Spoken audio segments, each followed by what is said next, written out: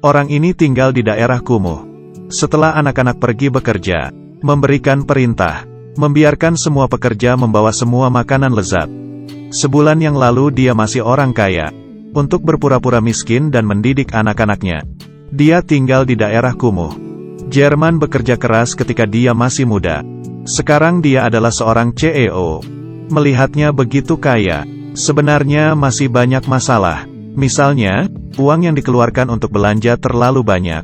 Dan ketiga anaknya. Ini adalah generasi kedua orang kaya yang sangat malas. Anak tertuanya menghabiskan uangnya setiap hari. Tidak peduli dengan urusan perusahaan. Anak yang paling bungsu terobsesi dengan wanita ini. Melecehkan guru perempuan di sekolah sepanjang jalan. Putrinya lebih keterlaluan. Dia menemukan pria itu menjadi pacarnya. Dia bahkan tidak ingin mencari pekerjaan. Dia hanya ingin pergi berkeliling dunia dengan putrinya. Semakin menjadi-jadi pria ini. Putrinya tidak peduli sama sekali. Bahkan di pesta ulang tahunnya sendiri, mengumumkan pernikahan mereka tanpa izin. Jerman sangat marah. Jerman juga mengetahui keesokan harinya. Putra tertuanya meninggalkan bisnis utamanya ke bisnis pribadinya. Anak bungsu ini di sekolah dengan seorang guru. Jerman mulai merenung. Istrinya meninggal lebih awal. Dia sibuk dengan pekerjaan. Dia selalu merasa berhutang kepada anak-anaknya. Jadi dia memanjakan mereka, melihat tagihan mereka yang setinggi langit. Dia hanya bisa menggelengkan kepalanya. Tapi anak-anaknya semakin tidak masuk akal. Bahkan mempengaruhi masa depan mereka. Dia tidak bisa hanya duduk diam. Jerman putus asa dan frustasi. Dia mengalami serangan jantung. Dibawa ke rumah sakit. 3 anak itu datang ke rumah sakit. Lihat orang tuanya di kasur rumah sakit. Mereka mengobrol tentang film. Tidak peduli sama sekali tentang Jerman.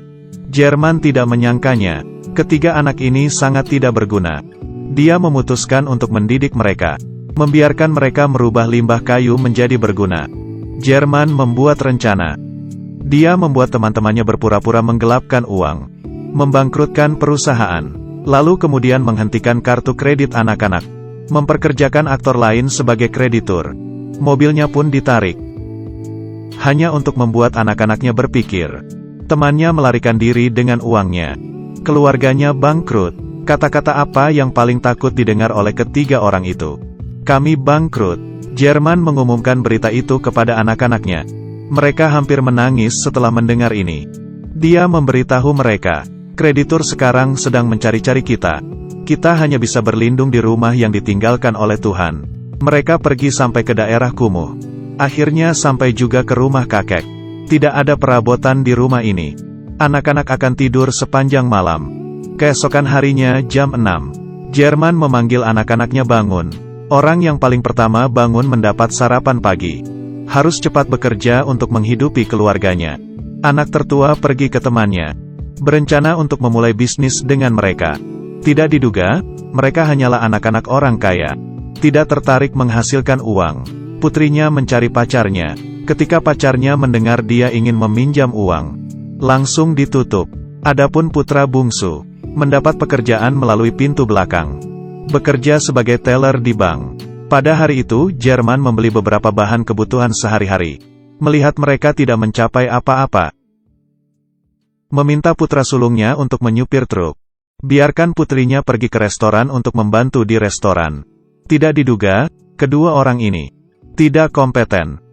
Putra sulung menyalip karena dia tidak yakin. Menekan klakson secara langsung. Dibanting ke pagar. Sebagian besar gaji habis untuk membayar kerusakan. Putrinya karena pelayanannya yang buruk. Dilempar makanan. Mengenakan sepatu hak tinggi dan menyajikan makanannya. Menjatuhkan makanan seperti anjing. Anak bungsu melakukan kesalahannya di tempat kerja. Hanya bisa merayu bos wanita. Anak-anak yang bekerja di luar. Jerman makan banyak di rumahnya. Anak-anak kelelahan di malam hari. Hanya bisa minum teh dan makan nasi. Mereka terus mengeluh. Mereka tidak punya tenaga untuk memakan ini. Jerman marah. Bukankah aku makan hal yang sama dengan kalian? Setelah berkata, penemuan yang tidak terduga oleh Jerman. Putrinya telah menyebabkan dia muntah selama 8 tahun. Dan keluarganya tidak pernah menyadarinya. Menghadapi kekhawatiran ayahnya, putrinya menyuruhnya untuk tidak mengurusinya. Jerman baru tahu, perhatiannya ke anak-anak terlalu sedikit.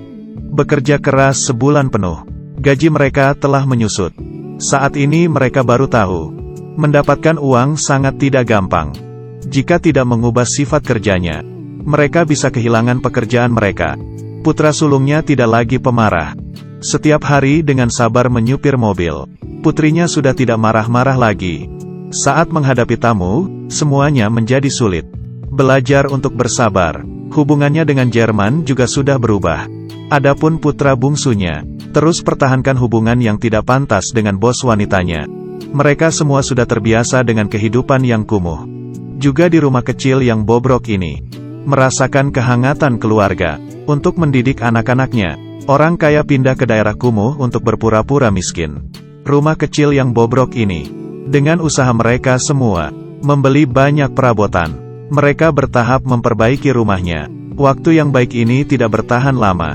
Pacar putrinya datang ke rumahnya. Dia tahu kebangkrutan Jerman adalah penipuan. Dia mengancam Jerman dengan ini. Menikahi putrinya, beri dia lebih banyak warisan. Jika tidak, anak-anaknya akan tahu yang sebenarnya. Lalu mereka pasti akan membenci Jerman. Jerman hanya bisa berkompromi. Hubungannya dengan anak-anaknya baru saja membaik. Benar-benar tidak bisa salah sekarang. Proyek kumuh itu terpaksa dihentikan. Pacarnya lalu memberitahu putrinya, "Aku akan membantu kamu mencairkan uang. Kalian dapat menjalani kehidupan orang kaya lagi." Keluarga itu pindah ke villa keesokan harinya. Dia masih enggan untuk pergi. Untuk membalaskan putrinya, setuju dengan lamaran pacarnya. Saat mencoba gaun pengantin, dia tidak merasa bahagia. Tadinya dia jatuh cinta kepada seseorang. Ketika bekerja di restoran, pria berjenggot itu sangat membantunya. Mereka saling mencintai. Tapi untuk membalas, pacarnya takut dengan perubahan Jerman. Cepat-cepat menikahi putrinya. Jerman bergegas untuk menghentikannya. Dibandingkan dengan kehidupan anak-anak mereka tidak bahagia, dia lebih membenci dirinya sendiri. Jerman ada di depan semua orang, mengatakan yang sebenarnya. Kebangkrutan itu palsu. Aku hanya ingin memberikan kalian pelajaran. Dan pacarnya adalah seorang pembohong. Anak-anaknya pergi dengan kecewa. Mereka pindah kembali ke daerah kumuh. Mendukung mereka sendiri menggunakan kerja keras mereka sendiri. Putra sulung menyewa tanah kosong, membuka tempat parkir. Putri dan pria berjanggut itu datang bersama. Bekerja sama di restoran. Putra bungsunya, akhirnya dengan rekan-rekannya, anak-anak akhirnya belajar mandiri secara finansial. Berhenti untuk berbicara dengan Jerman. Hari-hari kehilangan anak-anaknya. Jerman merenung. Setelah istrinya meninggal, dia kesakitan. Memilih untuk melarikan diri, melumpuhkan dirinya sendiri dengan menyibukkan diri dengan pekerjaan. Sedemikian rupa sehingga dia lupa dengan anak-anak. Semakin jauh dengan mereka. Sekarang mereka semua mengerti. Cinta sejati bukan menggunakan uang, memanjakan mereka tanpa syarat, tapi untuk peduli dan mengerti.